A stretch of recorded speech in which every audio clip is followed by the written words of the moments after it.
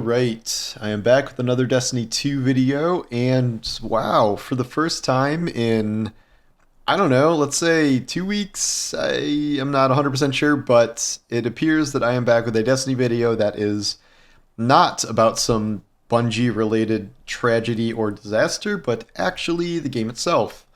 I am going to do a rare TWAB reading, TWID, I'm never going to call it TWID, I've said that.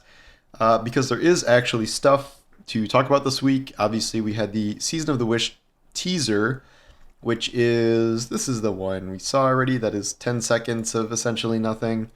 One interesting thing about this trailer is that it has a voiceover that I don't actually think is Mara.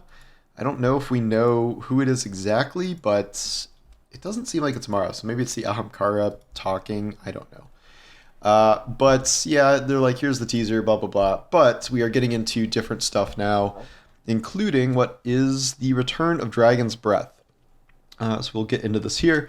From the Flames emerges a classic. The Dragon's Breath exotic rocket launcher returns in Season of the Wish's seasonal reward track. This exotic has been reimagined to sow mayhem around it. So, I don't remember there being a reprised Destiny 1 weapon in the Battle Pass track. I could be wrong about that, but none come to mind about a reprised weapon being there. It's usually brought back either in some sort of just kind of normal, dropaway, or it is something like an exotic quest or something. It's pretty rare just to put it in the seasonal reward track of the Premium Battle Pass, but that is what we're doing. That also means it will have a catalyst, because all of those always have catalysts. So, we'll see what's going on here. Alright, let's take a look at what makes this exotic a hot item. Oh boy. We're still doing the Destiny 2 community team. These are still unsigned as for now. I think this is probably Bruno, who's done a lot of TWABs, but if so, good job, Bruno. Burn the World. Exotic Intrinsic. The fuel counter passively increases the longer you go without firing it, to a maximum of ×5. Firing Dragon's Breath then empties this counter, transferring all fuel to the rocket. Rockets then embed themselves in struck targets, causing scorch damage and periodically ejecting incendiary fuel into pools around the target that inflict scorch damage to anyone standing in them. The more fuel a rocket is fired with, the longer it lasts before detonating, and the more fire it spreads. So this sounds like, I'm assuming this ticks up when you don't have the rocket out. So, if you wait a good amount of time, we don't know how long exactly, and then swap to this, it will not only stick itself in a boss or whatever, it will create a scorch pool, which is what we've seen in Destiny 1 to a certain extent, except now we are actually doing scorch damage, and it will damage them over time. So that's kind of an interesting, starter here, but there's more than that. We have High Octane. With this intrinsic, nearby ignitions will instantly fill your Dragon's Breath with 2 fuel. Plus, when its fuel fully refills, it reloads itself. Once you've got this thing enhanced, so that's kind of auto-loading holster. I guess it could technically happen if you have it equipped, if you can do ignition damage just with, your innate abilities, which is certainly possible. So yeah, that's kind of cool. Once you have this thing in hand, make sure to pay a visit to the gunsmith so you can get the quest for the exotic catalyst. Speaking of which, Pyromancer. This catalyst passively replenishes your Dragon's Breath fuel faster. Eliminating combatants with this weapon causes them to spawn fire sprites too. Okay, so one question I have about this is, usually you're using rockets for pretty fast boss DPS, and if you have to wait for a counter to tick up to maximum, we don't know how long exactly that will take, and certainly we have like damage rotations that you do, with different kinds of weapons and stuff. If you have like an auto-loading rocket, you got to like use other weapons for a brief period of time. But to get to max damage or whatever it is, it feels like it would have to be super high max damage in order to use it for DPS. Stuff like eliminating combatants creates fire sprites.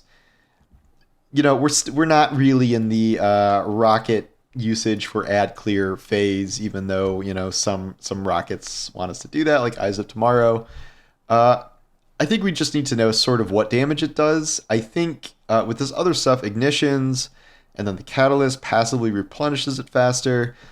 Maybe that's enough to make it like a top DPS option, but I don't think we'll really know until we see it. I do like the integration of Scorch and Ignitions and things. It's easy to see how you could try to slot this into an existing, solar build, but guess what else is solar? Gallarhorn. And you do not have to wait for charging up fuel or anything. So, we'll see. This may be a niche pick, but I don't know. We'll see. It's kind of an interesting idea, certainly. But I'm curious what the ornament is they're going to have for this too. I kind of like the idea of a Destiny 1 weapon in the Battle Pass, just to kind of mix it up, and I guess we'll see kind of what other exotics drop during the season itself. Besides that, we had the Season of the Wish economy and rewards tuning preview. Feels like a good moment to start talking about some of the economy and rewards changes coming with Season of the Wish. The Destiny 2 economy team has some news to share regarding lost sectors and end of match rewards in particular. They're forever trying to make people run lost sectors more than like once per season to get the exotic, so I guess we'll see. Before we jump into new stuff, here's some previously announced updates that will be arriving with Season of the Wish. What is this? This is Legendary Shards going away. We know that Gunsmith will be able to focus Foundry weapons with Gunsmith Engrams, and your Ghost will be able to equip more mod energy things like that. And it's a reduction in mod energy costs. So you can equip more mods in total. And, I guess that's good because you can only use 2 essentially mods right now, more or less, which is kind of annoying. So that's a good change. Now, we have new rewards for lost sectors. Starting with Season of the Wish, we are introducing additional rewards for completing lost sectors without the assistance or comfort of a stalwart fire team. Do people run lost sectors as like a fire team? Like, they feel like they've been designed to be entirely solo activities now. While Gunsmith Engrams will be introduced as a reward to all difficulties of lost sectors, select Foundry weapons will also drop from Legend and Master completions. Weapons will drop at these rates, assuming the Guardian is thorough enough to leave no champion standing. Legend 70%, Master 100%. Thorough completions on Master difficulty will also have the advantage of weapons dropping with an additional perk in either their 3rd or 4th column, which could be helpful in chasing the perfect roll. Oh, that's kind of cool. The weapons available from lost sectors are grouped into several smaller pools to make chasing a particular weapon more feasible, and they'll rotate after each daily reset. The following weapons will be available from lost sectors during Season of the Wish. Okay. I don't know what, like, most of these are off the top of my head. I mean, some of them certainly, but, I... Battle Scar, I know that one. I recognize the names, I just can't necessarily picture all of them in my head. How are they going to convey this? I don't know, because that seems tough to memorize, and I love these 4-day rotations, so it's not even going to be on a specific day of the week. It's just going to rotate every 4 days. That's how the Gunsmith stuff is rotating too. Does this line up with Gunsmith things that they're going to have? I don't... Are these all one Foundry? I'm not 100% sure about that. So I guess we will rely on, external websites and Twitter accounts to tell us what exactly day it is for this, because I mean, if in a perfect world they would just have a tooltip and you would hover over it and it would tell you what weapons are going, but does not seem like that's probably going to happen. As you may have noticed, these weapons are also available from Whirlpool drops. The newest Whirlpool loot weapons will eventually find their way into Lost Sector chests in the season after their debut. Once enough time has passed, the older weapons will then move on to being only available from the Gunsmith focusing pool. Why? Like, what is the point of adding new world loot pool weapons and then just not putting them in something like this? Like, no one can farm those. It is literally the most impossible thing to farm in the game. I don't even know what it's called. Is it I think it's this. I think it's the Nox Perennial. It's this Stasis Fusion Rifle, and it essentially got all the identical rolls of the Eremite, but with a better origin trait. It's sick. It's like a 5 out of 5 roll. It's probably one of the best things I've ever gotten. Is just a random drop, and yet that is literally impossible to farm. So I don't really see the point of just continuing to put world drop weapons in the game that you literally cannot get anywhere except world drops. I don't really get this idea of moving them on through the system. Like, okay, they're in lost sectors. Okay, they're in the Gunsmith focusing pool, like just let them be in those pools to begin with. Let people farm them, because no one can actually farm them if they're just randomly dropping in the world. Okay, of course the exotic rewards you expect will still drop from Legend and Masterless sectors if you complete them solo. With the inclusion of Gunsmith, Engrams, and more weapon rewards, we expect each run will feel more rewarding, whatever your goal might be. I'm wondering if they're going to start buffing the perks on these, because there are some really good world drops, like the one I just described is excellent, but generally speaking, Bungie likes to herd all of their really good perks, for the most part, into seasonal weapons, raid weapons, dungeon weapons, paid things. World drop weapons are generally not as good as those weapons that come in paid content. It's not universally true. Again, there are some great roles in here, but on the whole, I think most people kind of recognize that that's true. So I don't know. We'll see. More ritual engrams are coming. God, I have so many freaking ritual engrams already. I don't even know what to do with them. The next update we have to share is about post-activity ritual awards you get from playing Vanguard Ops, Crucible, and Gambit. We know players want to get a hold of the newest weapons as soon as possible each season to try new strategies and builds. That's one of the reasons we made the newest ritual weapons available for engram focusing at their vendors from the word go. Oh, that's great. I didn't know why they weren't doing that now. It was really irritating. Next season, we are taking that a step further so players have more agency. Wait, did they do this already? Have I not noticed that they did that this season? If they've done that, I totally missed that. Granted, I have not focused any engrams because I have like 60 at the Gambit and Vanguard vendors. I didn't know they did that if they changed that. Okay. So, next season, they're taking that a step further so players have more agency on the rewards they can get after a long play session in the ritual playlist. At the start of Season of the Witch, ritual activities completions will now include additional drops of ritual engrams. This influx of engrams will let players focus more gear from seasons past and present.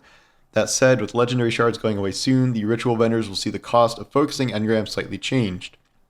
To be clear, the increase in engram drops go hand in hand with these price changes, and we are hoping you still find yourself focusing just as often, albeit with a different set of currencies. We have previously shared the new cost of ritual vendor focusing, as well as tweaks to the number of rewards that activities as Iron Banner or Trials of Osiris are dropping. Here's a quick reminder. Yeah, so it essentially just costs Glimmer and engrams now, with the exception of Adept Weapons and Adept Trials weapons. With this new system in place, players will be earning more Vanguard, Crucible, and Gambit engrams than ever before. So don't forget the engrams being held by tower vendors like Shag, Savala, Salad, and Save 14 and Drifter reset at the end of each season. Engrams stored at Helm vendors will persist until the final shape.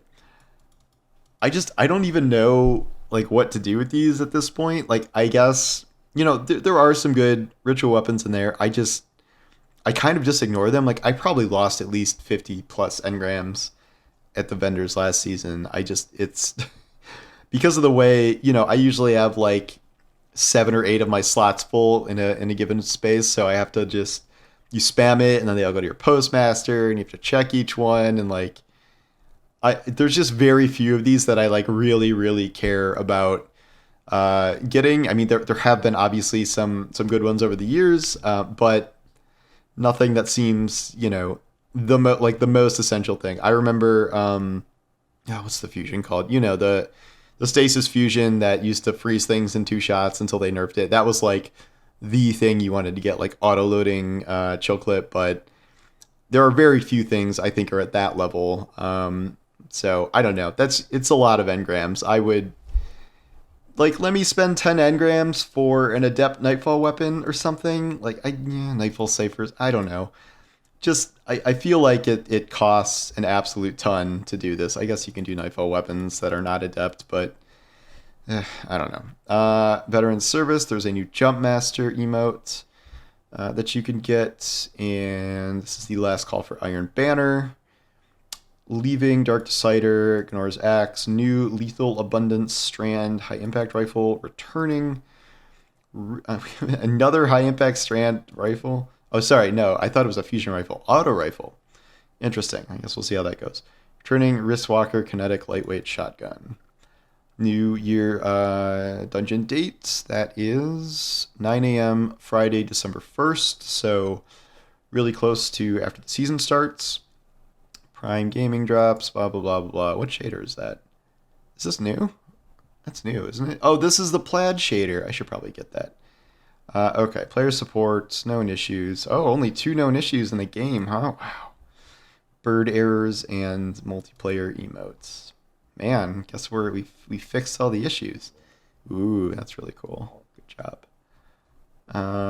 All right, so there we have it. Season of the Wish is just a couple of weeks away. We couldn't be more excited to have you experience everything we're working on. Don't feel pressured if you haven't finished some things yet. Plenty of time to solve the Embargo engine puzzle. Ugh, I think I have to. I got to get the shader. I heard the shader's really good.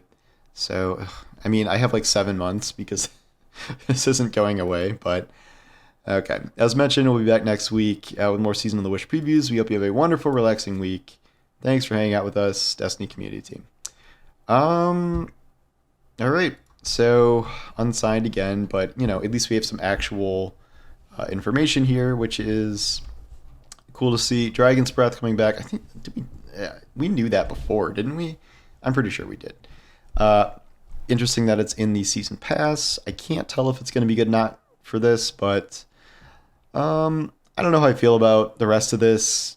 They're really trying to make like world drop farming a thing, but I feel like you got to buff a good amount of these to make them really worth it. I feel like only a tiny amount are at all worth farming. So this whole gunsmith focusing thing, this whole lost sector thing, and then not even putting new ones in the friggin' pool. Like this feels like a lot of work for something that is not really going to be all that rewarding in the end, but I do hope I'm wrong. So I think we'll see, but I don't need more ritual engrams. I don't know why this is a thing, but I guess prepare to drown yourself in ritual engrams. And apparently I learned you can focus current season weapons. So maybe I should go do that because I did not know that existed as of this season.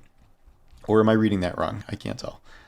Okay, so that was a TWAB. I haven't done one of those in a while, but, some information. I think everyone's hoping that we learn more about stasis things. We know that we're getting stasis seasonal artifacts and stuff. I think we're getting some amount of stasis buffs, as that has been certainly underutilized for a very long time now. But that is not this week, and we do have two more TWABs, I think, until the next season starts. So maybe just one. I can't. It's like the very end of the month, right? Maybe just one. But yeah. So anyway, we will not have one next week because it's Thanksgiving. So maybe we have 0. Is this the last one? They'll probably do one of their like Wednesday things that's not a TWAB, but it's like here's all the artifact crap, because they've done a lot of those recently. But anyway, thanks for watching, and I will talk to you soon. Take care.